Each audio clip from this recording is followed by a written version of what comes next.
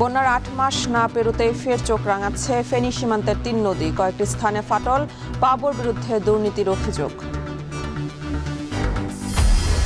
২০২৪-এর ভয়াবহ বন্যার ৮ মাস না পেরোতেই ফের চোখ রাঙাচ্ছে সীমান্তবর্তী ৩ নদী। গেল বন্যায় ভেঙে যাওয়া বাঁধের বেশ কয়েকটি স্থানে দেখা দিয়েছে ফাটল। প্লাবন ও বন্যার আশঙ্কায় নির্ঘুম রাত পার করছেন নদী তীরবর্তী লাখো মানুষ। বাঁধের কাজে অবহেলা ও দুর্নীতির অভিযোগ পানি উন্নয়ন বোর্ডের বিরুদ্ধে। দুলাল তালুকদারের ক্যামেরায় সুলাইমান ডালিমের প্রতিবেদনে বিস্তারিত। এই চিত্র ২০২৪-এর বিপর্যয়কর বন্যার।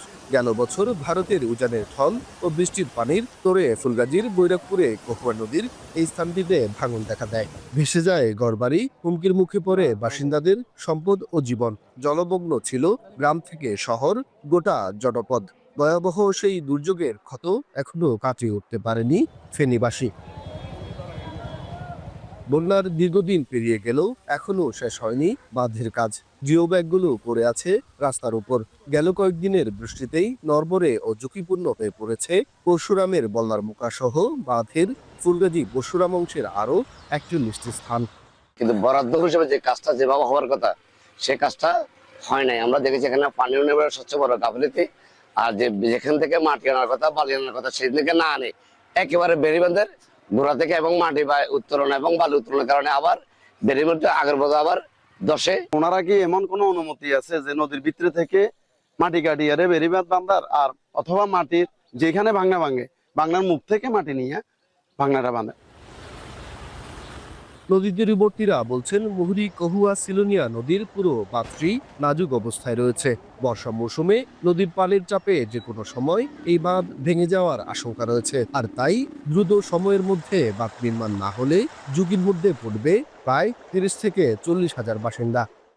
এগুলো দিয়ে এখন পানি বাড়লে পানিগুলো ঢুকবে, হাতে পানি ঢুকবো, মানুষের ঘর বাড়ি আবার বন্যা ডুবে যাবো, আবার খাই করতে হবে। কোনো রাস্তা কোনো বান্ধা যায় না, রাস্তা কোনো ভাঙ্গা রয়েছে।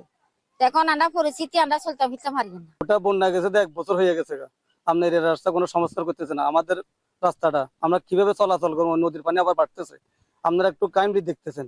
আমরা অনেক ভয়ের ভিতরে আছি এই রাস্তাটার কারণে।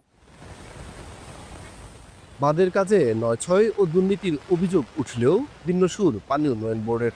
প্রকল্পের পুনর্বাসন প্রকল্প আমরা ইতিমধ্যে দাখিল করছি ৭,৩৪০ কোটি টাকার।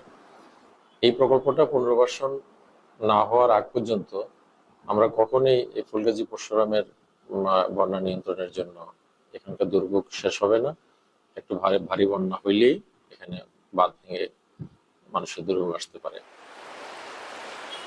গেল বছরের বন্যায় ফেনীর মুহুরী কহুয়া সিলোনিয়া নদীর ১২২ কিলোমিটার দীর্ঘ বন্যা নিয়ন্ত্রণ বাঁধে ভাঙন দেখা দিয়েছে ১০২টি স্থানে। বাঁধের ভেঙে যাওয়া অংশ মেরামত করতে সরকারের ২০ কোটি ৬৮ লাখ টাকা ব্যয় হয়েছে বলেও জানান পানি উন্নয়ন বোর্ড। মুহুরী কহুয়া নদী বন্যা নিয়ন্ত্রণ বাঁধ নির্মাণে প্রায় ৪,৫০০ কোটি টাকার একটি খসড়া প্রস্তাবনা তৈরি করেছে পাউবো। এ প্রস্তাবনায় যুক্ত হয়নি প্রয়োজনীয় ভূমি অধিগ্রহণ ব্যয়। তবে সংশ্লিষ্ট কর্মকর্তা ও বিশেষজ্ঞদের মতে অধিগ্রহণ সহ প্রকল্প ব্যয় ১০,০০০ কোটি টাকা ছাড়িয়ে যেতে পারে। বাঁধের মেরামতের এই চিত্র ১২২ কিলোমিটার জুড়ে বিভিন্ন এলাকায়। স্থানীয়রা বলছেন প্রতি বছরই বর্ষা এলে নদী ভাঙে আবার মেরামত হয়, কিন্তু তাদের ভাগ্যের পরিবর্তন হয় না। তাদের যে ভোগান্তি, সেই ভোগান্তির চিত্র পাল্টায় না। তারা বলছেন একটি টেকসই বাঁধ তাদের দীর্ঘদিনের ভোগান্তির জীবন থেকে মুক্তি দিতে পারে। সুলাইমান ডালিম, এখন ফেনী।